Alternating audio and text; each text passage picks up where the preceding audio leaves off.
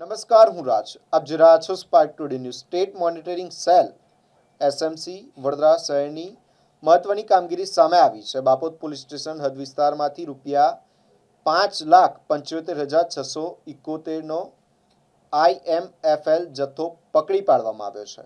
આરોપીઓની વાત કરીએ તો યોગેશ વિષ્ણુભાઈ ચાવડા, વિજયસિંહ ગણપતસિંહ વાઘેલા, અજય ઉર્ફે સન્ની, કાલકા પ્રસાદ કહાર. આ ઉપરાંત કેટલાક આરોપીઓને વોન્ટેડ જાહેર કરવામાં આવ્યા છે.